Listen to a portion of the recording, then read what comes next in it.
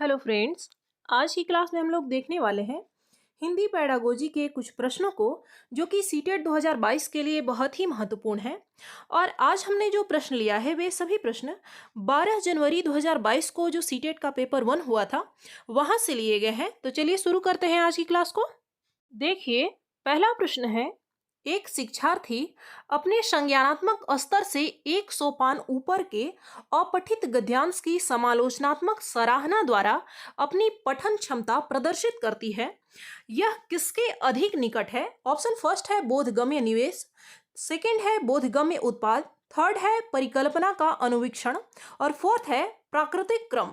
तो देखिए, यह किसके अधिक निकट है, किसके करीब है? वो है हमारा ऑप्शन फर्स्ट बोधगम्य निवेश के। यानी इसमें भी क्या होता है, इसमें भी एक स्तर ऊपर, यानी विद्यार्थी का जो वर्तमान स्तर है उससे कुछ ऊपर उठ के कुछ पठन सामग्री, कुछ बोधगम्य चीजें उन्हें प्रदान की जाती हैं। इसलिए ऑप्शन फर्स्ट हमारा सही आंसर हो जाएगा। और देखिए, यह प्रश्न जो है वो स्टीफन क्रेसन से लिया गया है। अगला प्रश्न है, ज्ञान की अवचेतन स्वीकृति जहां सूचनाएं संप्रेषण के माध्यम से मस्तिष्क में एकत्र होती हैं, उसे भाषा के किस रूप में जाना जाता है? ऑप्शन फर्स्ट है अधिगम, सेकंड है विकास, थर्ड है अर्जन और फोर्थ है कार्य। तो देखिए, अवचेतन स्वीकृति की बात की जा रही है, यानी चेतना में नहीं बल्कि जो स्वाभाविक रूप से हो रहा हो, तो यह क्या होता है? इसे हम लोग भाषा अर्जन कहते हैं। इसलिए ऑप्शन थर्ड इसका सही आंसर होगा।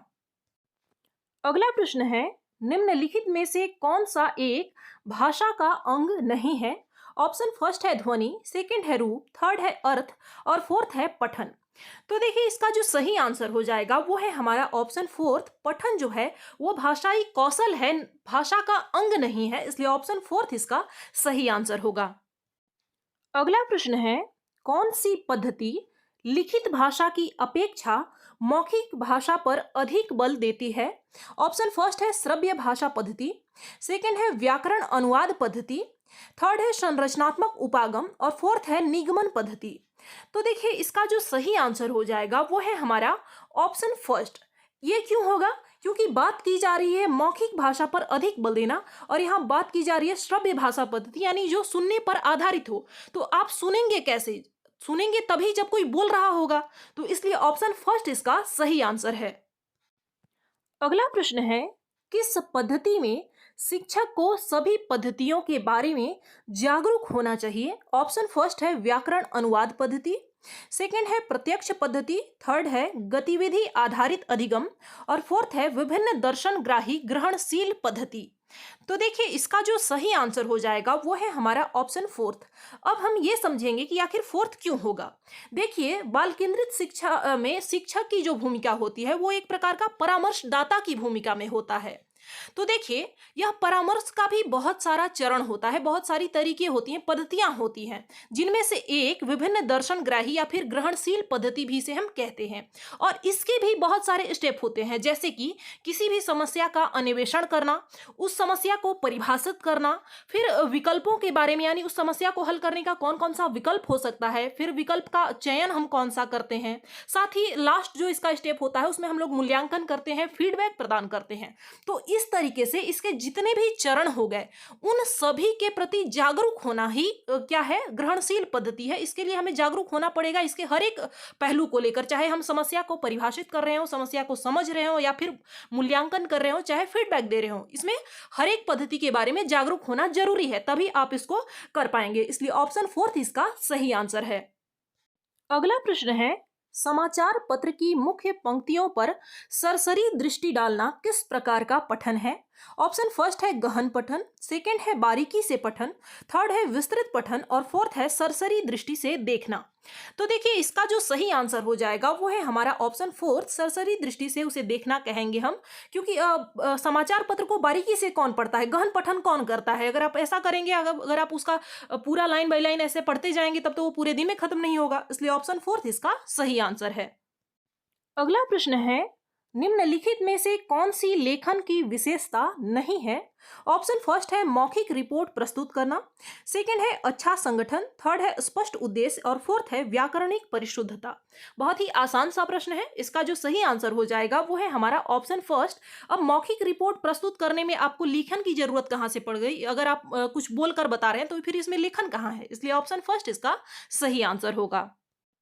अगला प्रश्न है, निम्नलिखित में से कौन सा सिद्धांत बच्चों को अमूर्त शब्दों को सीखने तथा शब्द कैसे वर्गों से संबंधित है यह पहचानने में सहायता करता है? ऑप्शन फर्स्ट है सब बच्चों को शब्दों तथा भाषा संरचना के विविध उदाहरणों को सुनने की आवश्यकता है, सेकंड है शब्द संपदा तथा व्याकरणिक विकास पारस्परिक रूप से होने वाली प्रक्रियाएं हैं, थर्ड है बच्चे शब्दों को अर्थपूर्ण संदर्भ में अच्छी तरह सीखते हैं, फोर्थ है निष्क्रिय संदर्भ की अपेक्षा अंतःक्रियात्मक तथा प्रतिक्रियात्मक संदर्भ भाषा अधिगम को प्रोत्साहित करते हैं। अब अगर आप केवल प्रश्नों को पॉजिटिव और नेगेटिव वर्ड की मदद से अगर आप सॉल्व करते हैं तो इसमें नहीं कर पाएंगे, क्योंकि इसमें कोई भी ऐसा सेंटेंस नहीं है जो कि नेगेटिव हो।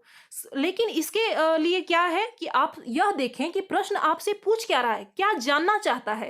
देखिए इसका जो सही आंसर हो जाएगा वो है हमारा ऑप्शन फर्स्ट।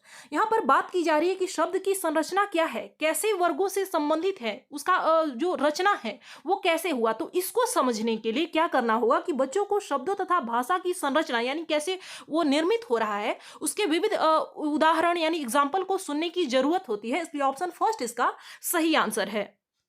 अगला प्रश्न है, कौन सा उपागम शिक्षार्थियों में संप्रेषणात्मक दक्षता उत्पन्न करता है? ऑप्शन फर्स्ट है संरचनात्मक उपागम, सेकंड है रचनावाद उपागम, थर्ड है संप्रेषणात्मक उपागम और फोर्थ है कौशल आधारित उपागम। तो देखिए इसका जो सही आंसर हो जाएगा वो है हमारा ऑप्शन थर्ड संप्रेषणात्मक उपागम। अगला प्रश्न है, प्रामाणिक आकलन क्या है?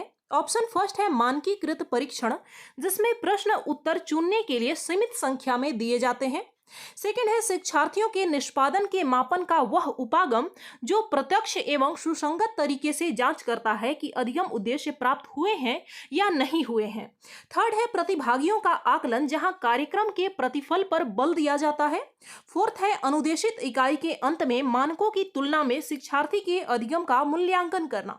बात की जा रही है यहाँ पर प्रामाणिक आकलन की। तो कोई भी आकलन कोई भी टेस्ट अगर आप बच्चे का कर रहे हैं तो वो इसलिए क्योंकि अगर आपने कुछ पढ़ाया है फिर उसका अधिगम उद्देश्य यानी हमारा जो लर्निंग का जो एम था वो हमें प्राप्त हुए हैं या नहीं, अगर वो हुए हैं उसकी जानकारी पूरे अच्छे तरीके से अगर कोई हमारा जो असेसमेंट का टूल है या फिर जो टेस्ट हम लोग ले रहे हैं वो कर रहा है तो उसे हम लोग प्रामाणिक आकलन कहेंगे। इसलिए ऑप्शन सेकंड इसका सही आंसर हो जाएगा। अगला प्रश्न है, रचनात्मक आकलन के बारे में कौन सा कथन उपयुक्त है? ऑप्शन फर्स्ट है सत्र की अवधि विशेष में शिक्षार्थी के कौशल का मूल्यांकन करना, सेकंड है शिक्षार्थी की प्रक्रिया पर केंद्रित है, थर्ड है शिक्षण संस्थानों में बहुत अधिक मान्यता दी गई है और फोर्थ है विद्यार्थियों द्वारा की गई त्रुटियों को तुरंत सुधारना। तो देखिए रचनात्मक आकलन कैसे होता है कि जब बच्चे को आप सिखा रहे हैं वो सीख रहा है और उसी सीखने सिखाने के क्रम में हम उसका आकलन करते हैं, अपने शिक्षण को सुधारते हैं, बच्चा कैसे सीख रहा है इस चीज को देखते हैं, तो यह क्या हो गया, रचनात्मक आकलन हो गया। इसलिए ऑप्शन सेकंड ये इसका सही आंसर हो जाएगा। यह पूर्णतः शिक्षार्थी की प्रक्रिया पर केंद्रित होता है यानी बाल केंद्रित होता है। इसलिए ऑप्शन सेकंड इसका सही आंसर होगा।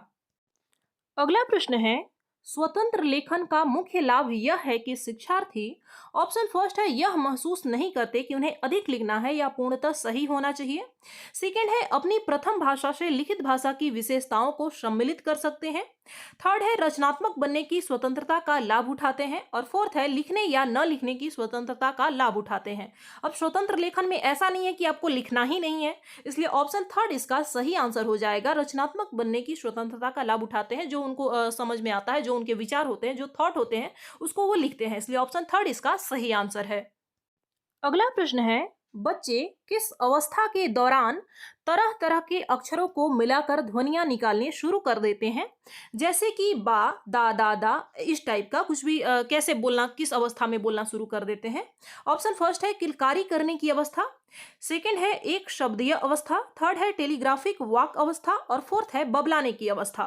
तो देखिए इसका जो सही आंसर हो जाएगा वो है ऑप्शन फोर्थ, इसे हम लोग बबलाने की अवस्था कहते हैं। ऑप्शन फोर्थ इसका सही आंसर होगा। अगला प्रश्न है, किसी शिक्षार्थी की भाषा विषय क्षेत्र में किसी विशिष्ट कमजोरी को किसके द्वारा पहचाना जा सकता है? ऑप्शन फर्स्ट है निष्पादन परीक्षण, सेकंड है निदानात्मक परीक्षण, थर्ड है योगात्मक परीक्षण और फोर्थ है लिखित परीक्षा।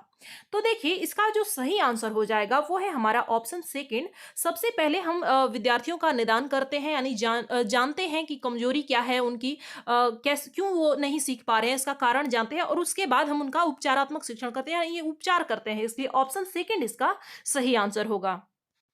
अगला और अंतिम प्रश्न है, निम्नलिखित में से कौन सा प्रथम भाषा के अर्जन में महत्वपूर्ण कारक है? ऑप्शन फर्स्ट है शिक्षक, थर्ड सेकंड है विद्यालय, थर्ड है अवसरों की प्रकृति और फोर्थ है पहचान तथा प्रोत्साहन। तो भाषा अर्जन में अगर शिक्षक और विद्यालय मौजूद है तो फिर तो वो भाषा सीखना हो गया, अर्जन तो रहा नहीं, इसलिए ये ऑप्शन हमारे अलग हो जाते हैं। साथ ही प्रोत्साहन यानी मोटिवेशन की भी जरूरत नहीं होती। बच्चा जब छोटा होता है और उस टाइम वो कोई भाषा अर्जित कर रहा है तो उसे कोई प्रोत्साहित करने तो नहीं आता है, इसलिए ऑप्शन थर्ड इसका सही आंसर होगा। वो उसको कैसा अवसर मिलता है भाषा सुनने का, अनुकरण करे का, इस पे मतलब ज्यादा डिपेंड करता है भाषा अर्जन, इसलिए ऑप्शन थर्ड इसका सही आंसर हो जाएगा। तो फ्रेंड्स ये थे आपके 15 प्रश्न जो कि 12 जनवरी को पूछे गए थे और इनमें से आपने कितने सही किए आप हमें कमेंट करके बताएं। और वैसे ये जितने भी आज के प्रश्न थे वो सभी ही बहुत ऊंचे स्तर का नहीं बोला जा सकता है, छोटे प्रश्न थे, सामान्य थे, लेकिन आपका कॉन्सेप्ट डेवलप करने वाला प्रश्न था। मिलते हैं अगली क्लास में। धन्यवाद।